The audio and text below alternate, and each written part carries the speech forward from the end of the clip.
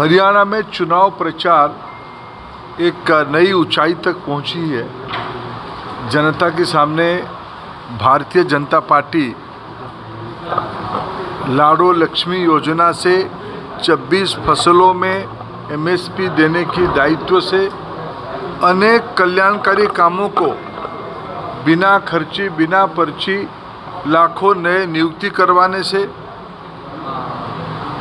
अनेक नए कार्यक्रमों को लेकर आ रही है। जनता कांग्रेस की पिछले 4 से 14 की सरकार और भारतीय जनता पार्टी की 14 से 24 की सरकार की तुलना कर रही है। जिस प्रकार के जमीनी फीडबैक आ रही है, भारतीय जनता पार्टी स्पष्ट बहुमत के साथ तीसरे बार प्रदेश में सेवा करने की हमको अवसर मिलेगा। हम पूरा आत्मविश्वास के साथ इसको कहते हैं।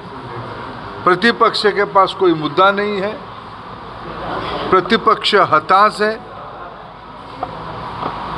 समाज की सभी वर्ग के लोगों को हम समझाने में सफल हो रहे हैं। श्री नायब सिंह सैनी जी के नेतृत्व में माननीय नरेंद्र मोदी जी की मार्गदर्शन में हरियाणा फिर भारतीय जनता पार्टी की को सेवा करने का अवसर देगा।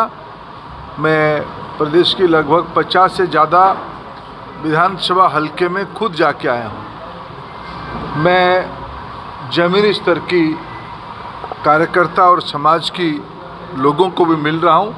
मैं पूरा विश्वास के साथ कह रहा हूँ, भारतीय जनता पार्टी सरकार बनाएगी। राहुल गांधी आए थे, उन्होंने बेरोजगारी का मुद्दा उठाया और ये मुद्दा उठाया कि डंकी के माध्यम से तमाम युवा विदेश जा रहे हैं। तो क्यों पढ़ने गए थे विदेश? वो खुद क्यों पढ़ने गए थे विदेश?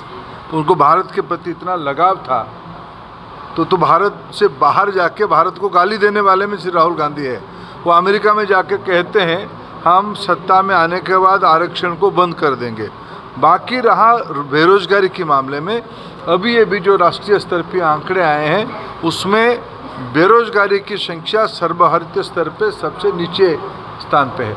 विशेष करके मैं उल्लेख करना चाहूँगा, गैर भाजपाई राज्यों में बेरोजगारी की मात्रा ज़्यादा है। मैं तथ्य के साथ उसको उजागर कर रहा हूँ। कांग्रेस पार्टी के पास मुद्दा ही नहीं है, इसीलिए वो झूठ की सहारा ले रहे हैं। 2 लाख रोजगार देने की बात कर रहे हैं अगर उनकी सरकार बनती है तो। पंजाब में तो उनकी इंडी की सरकार है, हिमाचल में तो उन्हीं की सरकार है। उन्होंने तो काफ़ी सारे वायदे किए थे। पिछले लोकसभा चुनाव में कहा था कि हम 8500 रुपया देंगे, खटाखट पैसा देंगे। वो कहाँ गया उनकी खटाखट की पैसा?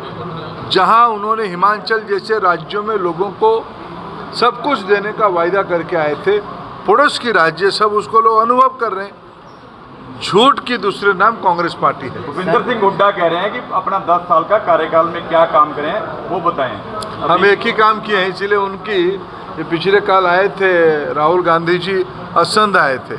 असंध में उन्होंने क्या मुद्दा उठाया?